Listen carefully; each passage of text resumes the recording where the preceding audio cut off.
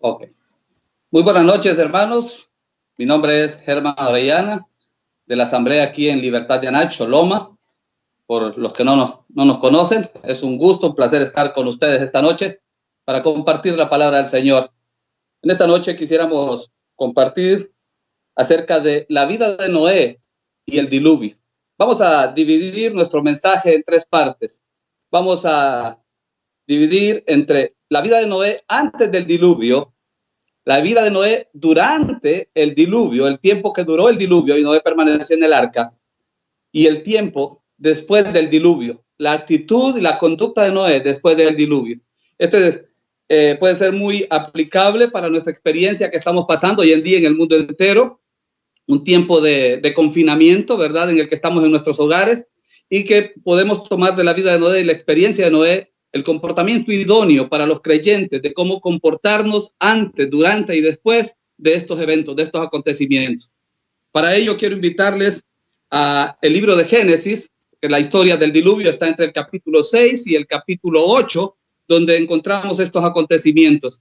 Y para comenzar, quisiera invitarles a leer la palabra del Señor en el capítulo 6, en el verso 1 de el libro de Génesis, donde encontramos el comienzo de esta narración. Y vamos a ver los días antes del diluvio. Vamos a ver algunas características de la sociedad, una característica de las gentes que vivían en esos tiempos, en los días de Noé, como dice el Señor allí en San Mateo, como en los días de Noé, que la gente estaba comiendo, bebiendo y casándose, haciendo las cosas rutinarias sin entender que el Señor estaba preparando un juicio sobre el mundo entero. Capítulo 6, verso 1 del libro de Génesis, dice la palabra del Señor: aconteció que cuando comenzaron los hombres a multiplicarse sobre la tierra y les nacieron hijas, y que viendo los hijos de Dios que las hijas de los hombres eran hermosas, tomaron para sí mujeres, escogiendo entre todas. Y dijo Jehová: no contenderá mi espíritu con el hombre para siempre, porque ciertamente él es carne, mas serán sus días 120. Hasta ahí leemos que el Señor nos bendiga con su palabra. En el texto 1 encontramos una de las características de esta sociedad. Era una sociedad que estaba creciendo, era una generación que estaba creciendo en número. Dice, cuando comenzaron los hombres a multiplicarse sobre la faz de la tierra. La primera característica de esta generación en el tiempo de Noé es que era una generación que se estaba multiplicando numéricamente, estaba creciendo. Cuando crece en número la población, hay más dificultades, más pecado, más desobediencia. Y esto fue lo que pasó en este tiempo. Primero, entonces, tenemos una de las características es crecimiento numérico. Se multiplicaron los hombres sobre la faz de la tierra, y ahí vemos inmediatamente la aparición de el pecado en sobremanera malo. La segunda característica que hay en esta generación de Noé lo vemos en el verso 5. El verso 5 dice: y vio Jehová que la maldad de los hombres era mucha en la tierra, y que todo designio de los pensamientos del corazón de ellos era de continuo solamente al mal. La segunda característica que encontramos en esta generación de Noé es que era una generación mala, era una generación desviada, como había ocurrido ya con los anteriores, desde el pecado de Adán, una generación mala y perversa. Dios vio esa conducta de los hombres sobre la tierra, que era muy mala. Los designios, los pensamientos, las intenciones del corazón solo estaban en contraste con la voluntad de Dios, solamente al mal. Segunda característica entonces de esta sociedad en el tiempo de Noé, de esta generación, es que era una generación mala y perversa, con un corazón desviado de continuo solamente al mal. Pero hay una tercera característica que tenía esta generación en el tiempo de Noé, y lo encontramos en el verso 11. Verso 11 de Génesis capítulo 6 dice: y se corrompió la tierra delante de Dios, y estaba la tierra llena de violencia. Aquí tenemos una tercera característica de esta generación. No solo era una generación que se estaba creciendo en número de personas, era una generación que continuamente estaba tras la maldad y la perversidad. Pero una tercera característica que tenía esta generación es que era una generación violenta. cada día se respetaba menos la vida, cada día se utilizaba más la fuerza para conseguir sus propósitos egoístas en el corazón de cada hombre de aquella generación. Ahí entonces tenemos un ambiente tremendo, un ambiente terrible. Pero en medio de esa generación mala, de esa generación perversa, de esa generación violenta, hay un hombre. Dios pone los ojos en un hombre. En otras palabras, podríamos decir, Dios puede sonreír ante un hombre. No que es impecable, no que es sin pecado, pero es un hombre que actúa con justicia, es un hombre distinguido en su conducta, en su carácter en esos días, y es Noé. Y ahora vemos entonces el carácter de Noé. Veamos algunas características en contraste a esta generación, unas características del carácter y de la vida de Noé. Primera característica, capítulo 6, el verso 8. Capítulo 6, el verso 8. La primera característica de este hombre llamado Noé dice: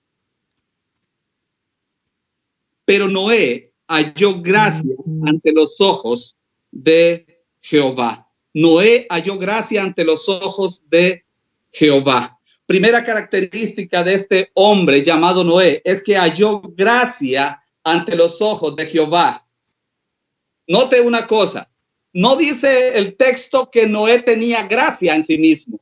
No dice el texto que Noé tenía virtudes para agradar a Dios. De hecho, Dios es tan limpio de ojos que ni aún, dice la Biblia, las estrellas son limpias delante de él.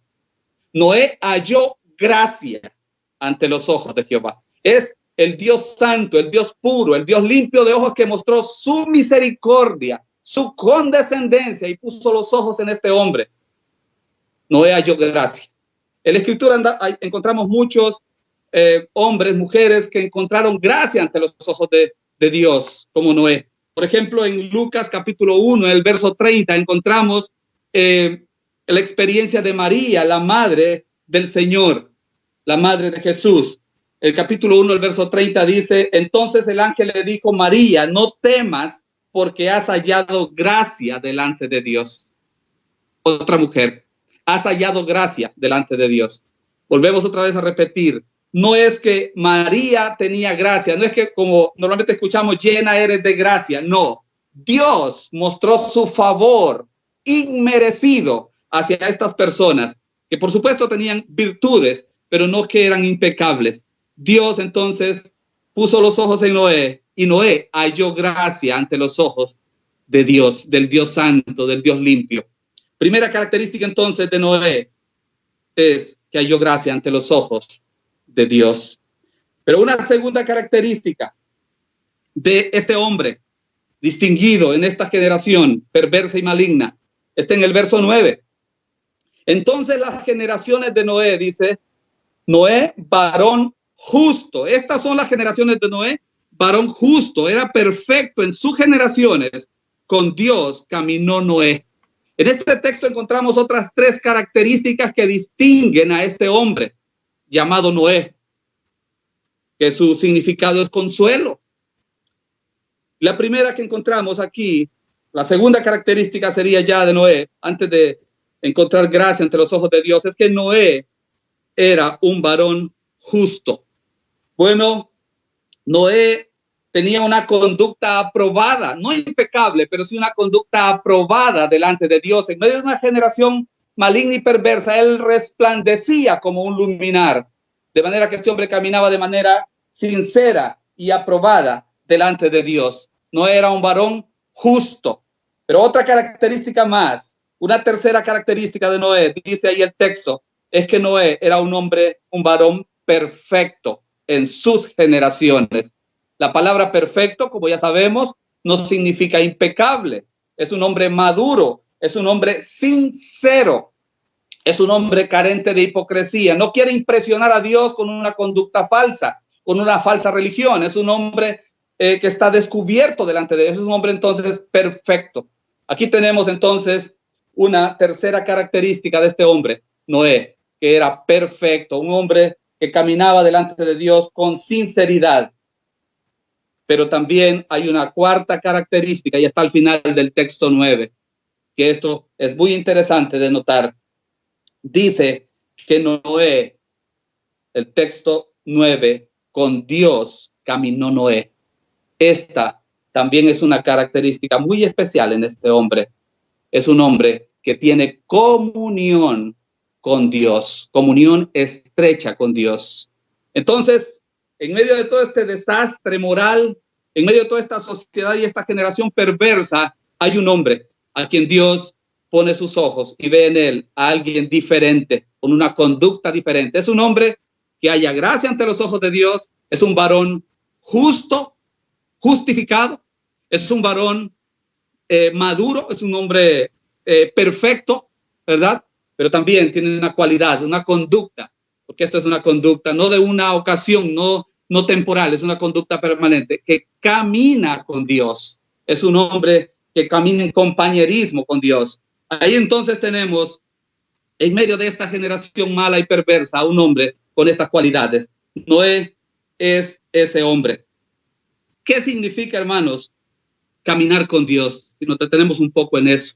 Bueno, en estos primeros capítulos, aparte de Noé, hay otro hombre al que la Biblia también refiere que caminó con Dios, y es, vamos a decir así, el bisabuelo de Noé. Noé es su bisnieto. Este hombre es Enoc. En el capítulo 5, en el verso 22, dice la palabra de Dios, y caminó Enoc con Dios después que engendró a Matusalén.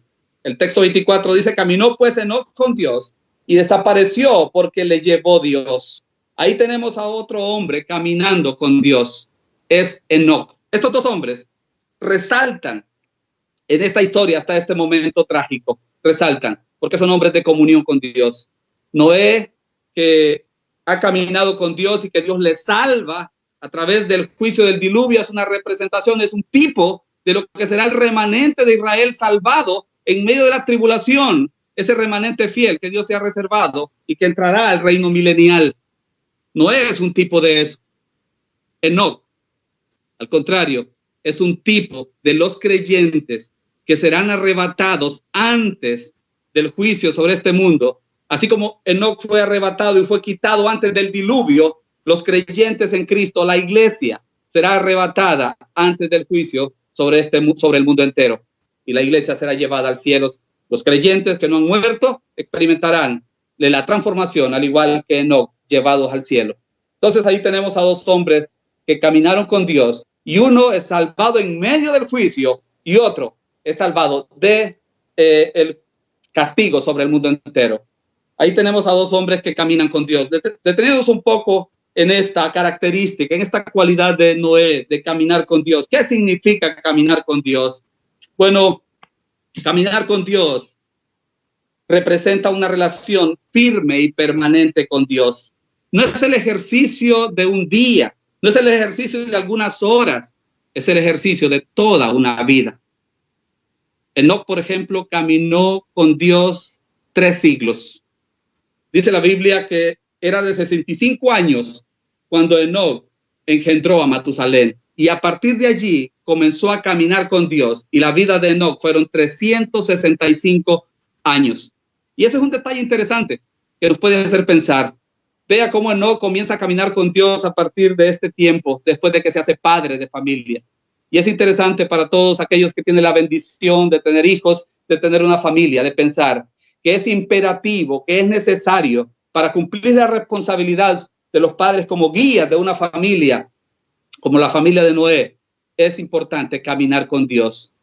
Enoc era consciente de que no podía llevar a cabo esa tarea de instruir a sus hijos, a sus hijas, en el camino del Señor si no caminaba con Dios. Es una característica importante entonces, es una cualidad de caminar con Dios, es una relación firme y permanente, es un ejercicio diario, continuo, ¿verdad? No solo es una relación de una hora, la hora de culto, la hora de la reunión de la iglesia donde nos comportamos como creyentes. Es una manera de vivir continua, esa relación que se mantiene con Dios, tanto en el hogar, como en la iglesia, como en el trabajo, como en el vecindario. Nuestra conducta debe ser una conducta permanente de relación con Dios.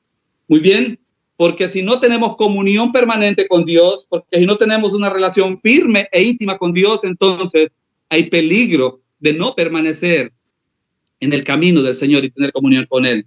Bien lo dijo el apóstol Juan en el capítulo 2, el verso 19, refiriéndose a aquellas personas que por un tiempo caminan, por un tiempo dan muestras de obediencia, de permanencia, pero después se apartan y viven en el pecado deliberadamente. El apóstol Juan nos aclara y nos dice en el capítulo 2, el verso 19, de los que han sido persuadidos, convencidos, pero en realidad no convertidos, nos dice, salieron de nosotros, pero no eran de nosotros, porque si hubiesen sido de nosotros, habrían permanecido, esa es una condicionante, con nosotros, pero salieron para que se manifestase que no todos son de nosotros. Eso dice Juan. Y el Señor Jesucristo lo confirma en el capítulo 15 de San Juan, en el verso 4. Dice, permaneced en mí y yo en vosotros. Los verdaderos creyentes desarrollan una relación permanente y firme con Dios, caminando con Él diariamente.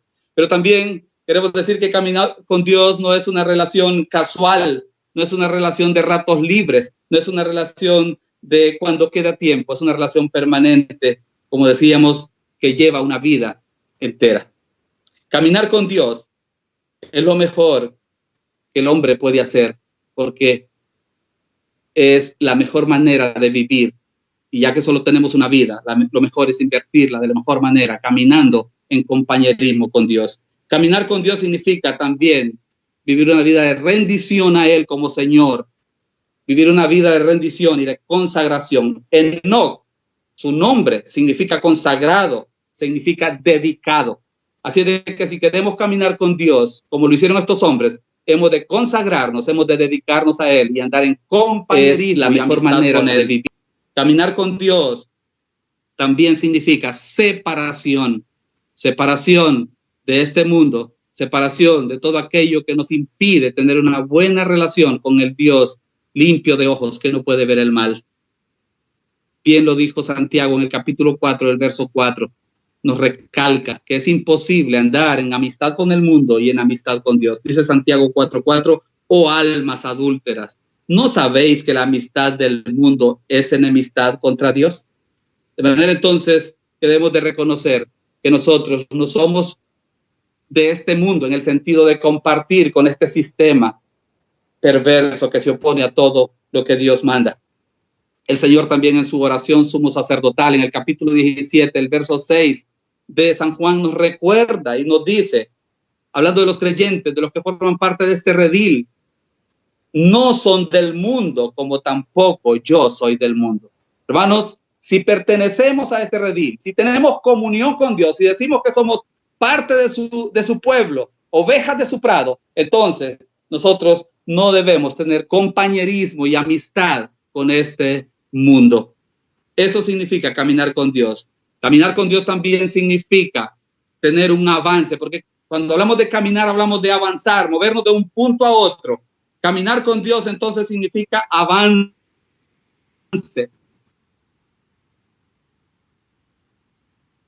Sin un creyente que está caminando con Dios, como lo hizo Enoc y Noé, es un creyente que avanza, es un creyente que crece, que progresa. El plan de Dios para nosotros es que crezcamos. Dios no quiere tener hijos enanos espiritualmente. Dios ha planificado, y la vida cristiana es eso, una vida de crecimiento. Pero eso solo se logra si caminamos en compañerismo y amistad con Dios. El apóstol Pedro nos lo recalca. En la primera carta, en el capítulo 2, el verso 2, nos dice que debemos desear como niños recién nacidos la leche espiritual no adulterada, para que por ella crezcamos. Mire, ahí está, para que por ella crezcamos para salvación. Ese es el propósito de Dios para nuestra vida, que crezcamos, porque la vida cristiana es una vida de avance, de crecimiento espiritual. Y lo repite nuevamente en su segunda carta al final, en el capítulo 3 y en el verso 18, y dice el apóstol Pedro, antes bien, creced, avanzad, creced en la gracia y el conocimiento de nuestro Señor y Salvador Jesucristo. Una persona que camina con Dios es una persona que experimenta todo esto. Crecimiento, avance, conocimiento.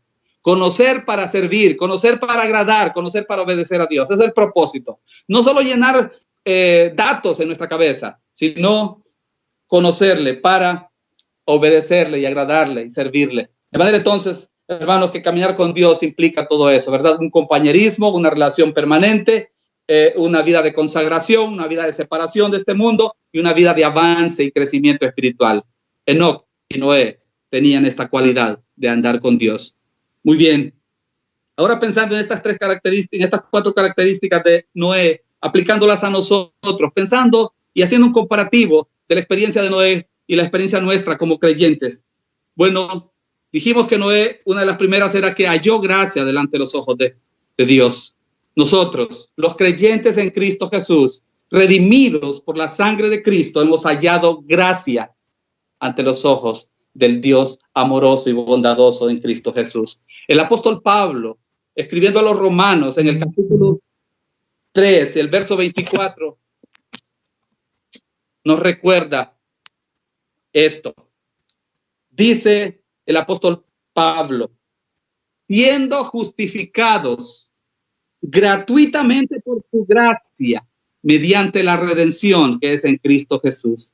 Siendo justificados gratuitamente por su gracia. Es la gracia del Señor la que nos ha alcanzado y nos ha justificado por la obra y la sangre de Cristo que derramó en la cruz del Calvario. Hemos hallado gracia. El apóstol Pablo también, escribiendo a Tito en el capítulo 2 y en el verso 11, nos recuerda esto, que la gracia está disponible, estuvo para nosotros y está para el mundo pecador que aún no se ha arrepentido de sus pecados. Dice, porque la gracia de Dios se ha manifestado para salvación. La gracia de Dios se ha manifestado para salvación a todos los hombres. La gracia de Dios se ha manifestado como una oportunidad en la que el Dios justo se inclina para ver al hombre en su ruina, en su pecado y mostrarle su gracia, su favor inmerecido, porque realmente es la gracia. Es darle a alguien lo contrario de lo que merece. Es no castigarle como merece ser castigado. Es mostrar bondad cuando esa persona merece castigo. Y nosotros hemos hallado ese favor inmerecido en la persona de Cristo. La gracia de Dios se ha manifestado para salvación a todos nosotros. Efesios 2:8, un versículo muy conocido, también nos dice que somos salvos por gracia, por medio de la fe, y que esto no es de vosotros, pues es un don de Dios. Entonces, al igual que Noé, nosotros hemos hallado gracia ante los ojos del Dios amoroso y bondadoso que nos buscó en Cristo Jesús y nos salvó. Pero una segunda característica en comparación a la experiencia de Noé es que nosotros, hermanos, al igual que Noé, estamos en una generación mala y perversa. Nadie de nosotros podrá decir lo contrario. Nadie podrá decir que aunque la tecnología, que aunque el hombre ha crecido en conocimientos, en descubrimientos, ha mejorado moralmente. No, en ese aspecto el hombre constantemente se ha ido degradando cada día más y cada día más. La perversidad, el mal, el pecado sobreabunda. Entonces, nosotros estamos en medio de una generación al igual que Noé. Es una generación que crece aceleradamente en número, en población, por supuesto, pero crece en maldad, crece en violencia. A nadie hay que contarle esta historia porque todos la sabemos y la vivimos en nuestro país y en todo el mundo. La violencia crece y la maldad. Así es de que nosotros vivimos en una generación mala y perversa, al igual que vivió Noé. Ahora, ¿cuál es nuestra actitud? ¿Cuál debe ser nuestra reacción ante este ambiente hostil para un hombre y una mujer de Dios que quieren caminar en comunión con Dios? Bueno, el apóstol Pablo, escribiendo a los Efesios, nos recuerda cuál debe ser nuestra actitud para con este mundo malo y perverso. Dice el apóstol Pablo, escribiendo a los Efesios, capítulo 5, el verso 8, porque en otro tiempo erais tinieblas, hablando de nuestra pasada manera de vivir, mas ahora soy luz en el Señor. Andad, mire, caminad, avanzad como hijos de luz y no participéis de las obras infructuosas de las tinieblas, sino más bien reprendedlas. Cuando un creyente camina en santidad, cuando un creyente camina en comunión con Dios, no necesita alzar la voz para reprender a alguien. Muchas veces las personas se ven avergonzadas delante de un creyente que muestra su temor, su reverencia a Dios. Los incrédulos callan sus malas palabras delante de un creyente consagrado a Dios. Se reprende, la conciencia les acusa. De manera entonces, hermanos, que nosotros debemos de vivir en esta generación mala y perversa como hijos de luz y debemos apartarnos de las obras infructuosas de las tinieblas, no participar. Es vergonzoso cuando un creyente se suma para participar de obras perversas. Pero también a los filipenses les recuerda esta responsabilidad como creyentes en medio de esta generación mala y perversa. Dice Filipenses 2:15, para que seáis irreprensibles y sencillos, hijos de Dios sin mancha, sin ningún señalamiento en este mundo, en medio, dice, de una generación maligna y perversa, en medio de la cual resplandecéis como luminares en este mundo. ¿Cuál es nuestra responsabilidad como creyentes en esta generación mala y perversa? Resplandecer como luminares. Es interesante cuando observamos la luna llena. La luna está ahí en todo su esplendor en el cielo en una noche estrellada, redondita ahí, muy floreciente. ¿Por qué es que la luna está llena? Bueno, es porque entre ella y el sol no hay interferencia de la Tierra. Pero cuando la Tierra está de por medio, cuando este planeta está de por medio, entonces la luna no se deja ver completamente, y eso es lo que denota las estaciones lunares, ¿verdad? El cuarto menguante, creciente, la luna llena, la luna nueva. Cuando la luna está llena es porque hay una clara relación directa entre el sol y la luna, no hay interferencia de la Tierra. Bueno, pensando en esto, el apóstol Pablo sin duda está exhortando a los filipenses que somos luminares, somos como la luna. La pregunta es, hermanos, ¿qué tanta luz nos está dando el sol de justicia, que es Cristo? ¿Qué relación tan directa tenemos con Él? ¿O este mundo, esta generación mala y perversa está interfiriendo de manera que nosotros no podamos mostrar la luz de Cristo en este mundo? Es una buena pregunta para nosotros. Muy bien. Entonces, hermanos, aquí tenemos que nosotros, al igual que Noé, estamos en medio de una generación mala y perversa, pero que podemos brillar. No porque tenemos luz propia, sino porque Cristo está en nosotros. Él es el que produce en nosotros el querer como el hacer. Él es el que obra. De hecho, la vida cristiana es eso. No es una vida de esfuerzo personal, es la vida de Cristo en nosotros, manifestándose a este mundo. Es la única manera en que el creyente puede dar luz en este mundo tenebroso, lleno de pecado. Muy bien. Pensando entonces, en conclusión, Noé caminó con Dios, no caminó con Dios. Hermanos, en el tiempo de Noé, imagínense Noé construyendo un arca en un desierto. Nunca había llovido como hoy vemos la lluvia que cae del cielo. Hasta ese día se rompieron las cataratas de los cielos, comenzó a llover. Nunca antes había ocurrido eso. Pero este hombre está construyendo un arca. No hay mar, no está en una bahía, no está en una playa, está en un desierto construyendo una barca. No cree que es ilógico, pero este hombre caminó en contra de la corriente de aquel mundo perverso de aquel tiempo, que se reía sin duda de él y su familia en esta obra. Ser cristiano, ser religioso, cuando es popular la religión es fácil, es muy cómodo, pero ser creyente, ser un seguidor de Cristo en contra de la corriente, ahí es donde realmente se pesa un verdadero creyente. Aquí tenemos a Noé caminando con Dios, no porque es popular caminar con Dios en aquellos días, no porque es popular obedecer las instrucciones de Dios, es porque es un hombre que es justo, que es un varón temeroso de Dios y que Dios le está guiando. Muy bien, hermanos. Otra característica en comparación con Noé, nuestra. Nosotros estamos en una generación mala, perversa, distorsionada por el pecado. Sí, cada día experimentamos eso en esta generación. Nosotros estamos viviendo en los tiempos que Isaías dice en el capítulo 5, en el verso 20 al 25. Ese es el tiempo que vivimos hoy. Dice Isaías, ay de los que a lo malo dicen bueno y a lo bueno malo, que hacen de la luz tinieblas y de las tinieblas luz, que ponen lo amargo por dulce y lo dulce por amargo. Eso es lo que vivimos hoy. Una generación, una sociedad que a lo bueno le llama malo. Cuando se quieren implementar las doctrinas bíblicas, dice que somos obcecados, somos religiosos, que somos gente arcaica, gente pasada de moda. Y entonces, cuando la gente se ve reprendida por su pecado, no lo ve bien. Hace algunos días estaba viendo a una joven haciendo una presentación delante de un público y ella estaba confesando que tenía problemas con sus padres, que sus padres no le admitían en el hogar porque ella estaba teniendo una conducta, estaba había entendido su inclinación sexual y que ella era lesbiana y que estaba sufriendo alguna reprimenda de sus padres.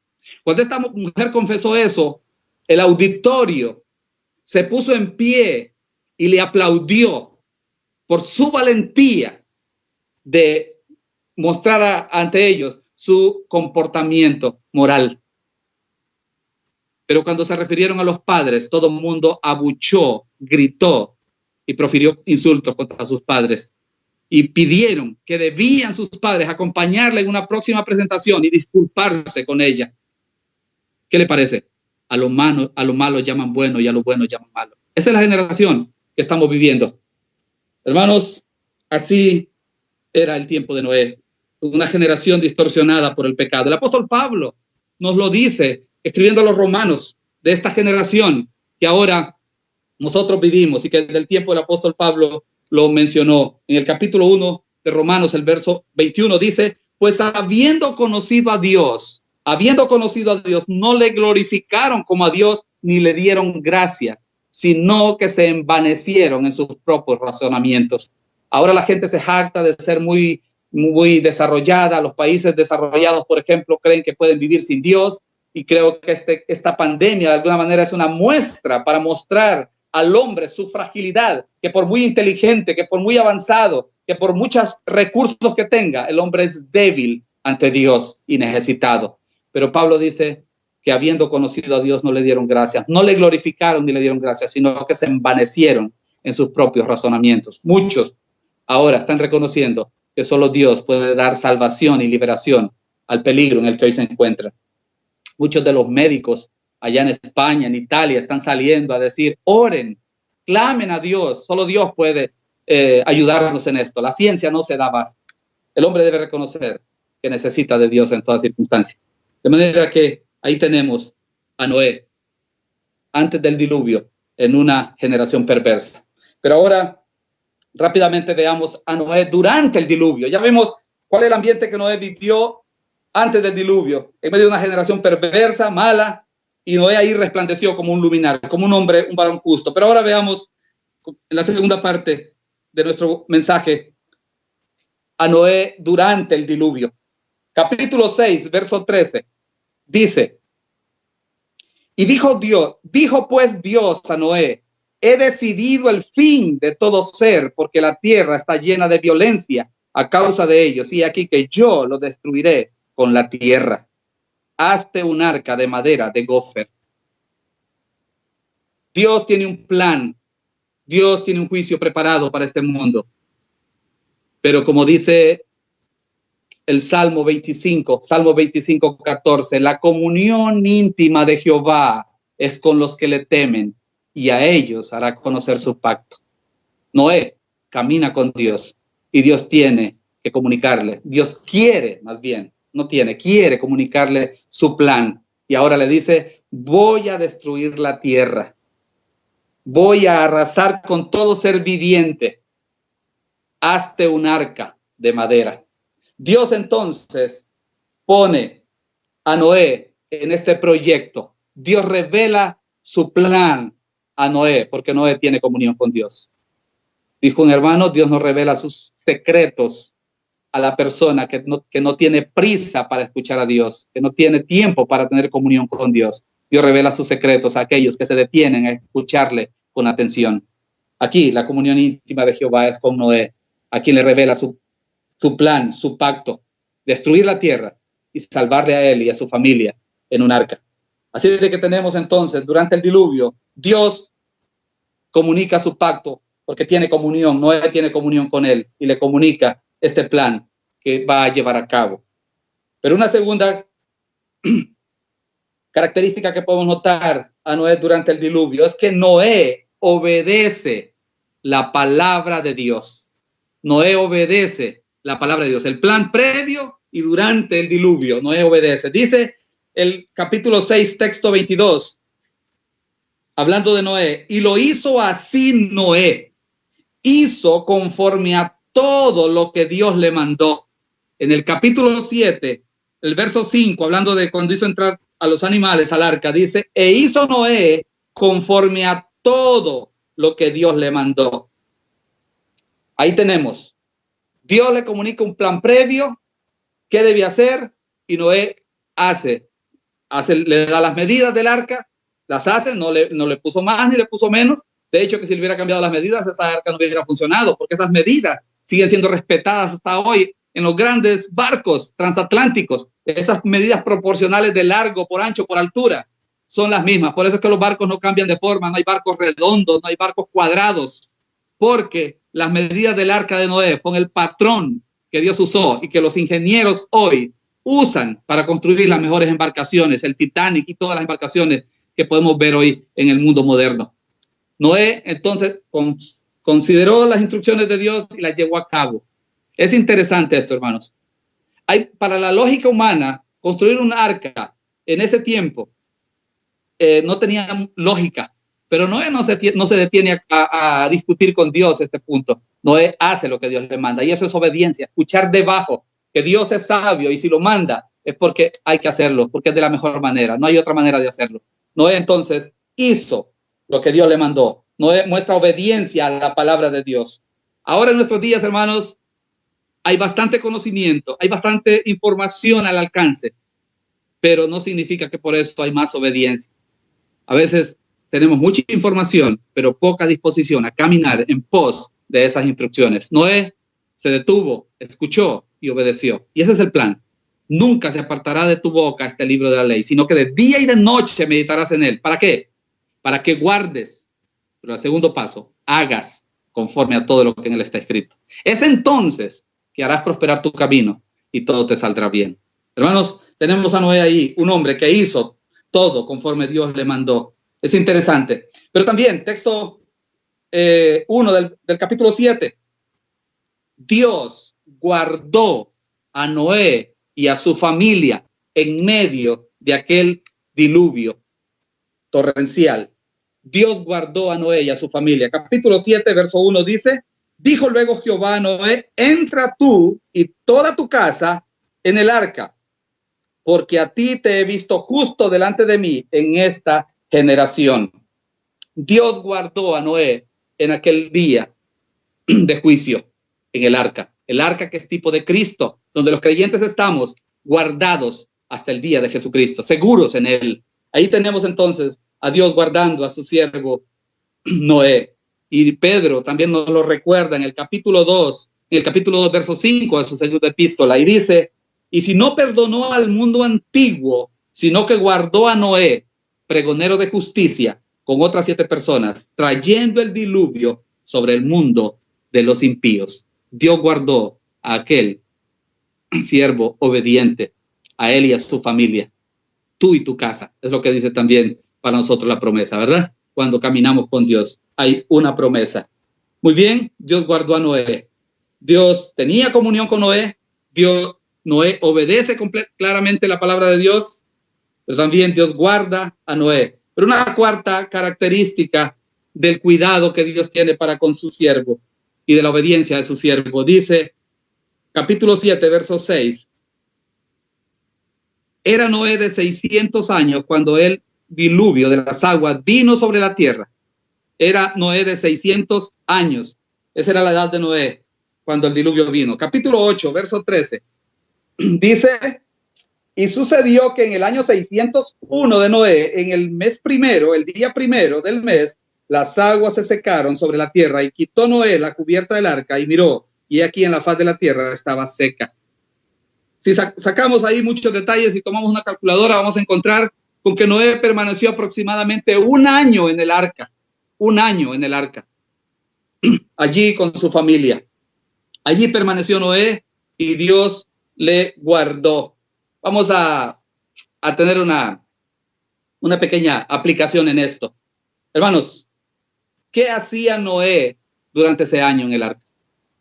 ¿Qué cree que hacía? ¿Cuál era la actividad de Noé? Bueno, la Biblia no revela muchos detalles de la actividad de Noé. Solo en el capítulo 6 del verso 21 nos dice que Dios le dijo a Noé: y toma contigo todo alimento que se come y almacénalo, y servirá de sustento para ti y para ellos, hablando de los animales. De manera que una de las actividades que deducimos que Noé tenía en el arca era distribuir la alimentación a todos aquellos animales que estaban en el arca durante todo este tiempo, porque no iban a vivir un año sin comer, ¿verdad? Dios le instruyó a Noé que se proveyera de alimento para los animales y para su familia. De manera que una de las actividades que Noé realizaba allí en el arca era alimentar y distribuir la comida a los animales. Pero ¿qué más hacía Noé en esa embarcación durante este tiempo? Bueno, por las características que hemos visto de Noé dedicaba tiempo para adorar a Dios. Era un hombre, era un líder de su familia que llevaba a su familia para invocar a Dios y postrarse delante de Dios. Y otra ocupación, vamos a decir, que Noé tuvo durante este año era compartir y convivir con su familia, alentar a su familia. Sin duda, un año encerrado, viendo todo inundado, podría ser que en algún momento fallaran los ánimos de sus hijos, de sus nueras, de su esposa, pero Noé, como un líder, como un hombre que confía en Dios, está alentando, animando a su familia a permanecer fieles al Señor. Ahí tenemos entonces a Noé alentando a su familia. Hermanos, ¿qué hacemos nosotros ahora que estamos en casa? Encerrados. Es un término que no debería usarse, porque estar en casa, el hogar, significa hoguera, un lugar caliente, un lugar donde hay buen ambiente. Los creyentes deberíamos de estar disfrutando de esta comunión con los creyentes, con la familia, con los hijos, con la esposa. ¿Qué hacemos nosotros ahora que estamos en casa bastante tiempo? Bueno, algunas actividades en casa, aseo, ayudar a la esposa, la familia, ¿verdad? Leer, orar, cantar, tener cultos en los hogares, ¿verdad? Tener tiempo de adoración individual y como familia, leer, jugar, ¿verdad? Los que tienen hijos deben dedicar tiempo también para jugar. Es un buen tiempo para compartir con la familia. Hermanos, debemos de valorar este tiempo no como un tiempo de castigo, sino como un tiempo en el que la familia disfrute, que cuando esto termine, los hijos añoren que vuelva a haber un tiempo de convivencia, que la esposa esté deseosa que su esposo pase más tiempo con ella, ¿verdad? Se dice que ahorita se darán el promedio más alto de divorcios, pero yo espero que eso no ocurra en los hogares cristianos, porque están disfrutando de su familia durante este confinamiento en el hogar, ¿verdad? Así de que Noé hacía algunas actividades. Y quiero, porque creo que el tiempo nos está llegando a su final, terminar con la tercera parte de nuestro bosquejo, y es Noé después del diluvio. Rápidamente, Noé después del diluvio. 4 cosas que quiero que veamos que Noé hizo después del diluvio. Primero, bueno, ya dijimos, Noé fue preservado de la muerte con su familia. Capítulo 7, verso 23 dice: así fue destruido todo ser que vivía sobre la faz de la tierra, desde el hombre hasta las bestias, los reptiles, las aves del cielo, y fueron raídos de la tierra, y quedó solamente Noé y los que con él estaban en el arca. Dios preservó a Noé de este juicio. Pero también vemos que Noé esperó con paciencia. Hay algunos textos que nos muestran que Noé estuvo enviando una paloma, un cuervo, para confirmar si ya, los niveles del agua habían bajado y la tierra estaba habitable. Y hay una palabra que se usa ahí en el capítulo 8, verso 10. Esperó aún otros 7 días. Capítulo 8, verso 12. Esperó aún otros 7 días. Esa palabra me gusta y es buena de resaltar en estos momentos. Esperó con paciencia. Noé no estaba desesperado. Llevaba un año ya allí en el arca, pero esperó el tiempo de Dios. Nosotros, hermanos, debemos esperar. Se han prolongado 5 o 6 semanas ya, pero esperemos en el Señor, ¿verdad? Oremos y confiemos en Él, que Él hará, ¿verdad? Dios está en los cielos gobernando. Nada está fuera de las manos de nuestro Dios. Así de que esperó Noé. Esa es una buena actitud de este siervo. Pero me llama la atención. Vea, capítulo 8, verso 19. ¿Qué es lo que Noé hace cuando baja del arca? Capítulo 8, verso 19 dice: todos los animales y todo reptil y toda ave, todo lo que se mueve sobre la faz según sus especies, salieron del arca. Verso 19. Texto 20. Y edificó Noé un altar a Jehová y tomó todo animal limpio y de toda ave limpia y ofreció holocausto en el altar. ¿Qué fue lo primero que Noé hizo cuando descendió del arca? Bueno, humanamente podía ser: necesito hacerme mi casa, necesito hacerme mi cubierta, ¿verdad? Para vivir, necesito limpiar para sembrar mi viña. No. Noé busca primeramente el reino de Dios, busca a Dios porque tiene comunión con Dios. Lo primero que Noé hizo fue buscar a Dios en gratitud para por haberle guardado a él y a su familia, y le adoró y le ofreció holocausto. Noé entonces le da el primer lugar a Dios. ¿Qué vamos a hacer nosotros, hermanos, cuando salgamos de esta situación? Alguien está pensando, bueno, tengo que salir, trabajar, pagar mis cuentas, pagar mi recibo de luz, tengo que ir a buscar otro trabajo, tengo que trabajar de noche y día, no sé si me voy a poder congregar. Tal vez los hermanos dejan estos medios habilitados para seguir viendo los mensajes y desde casa. Ojalá que no. Seguirá siendo vigente Hebreos 10:25, no dejando de congregarnos como algunos tienen por costumbre.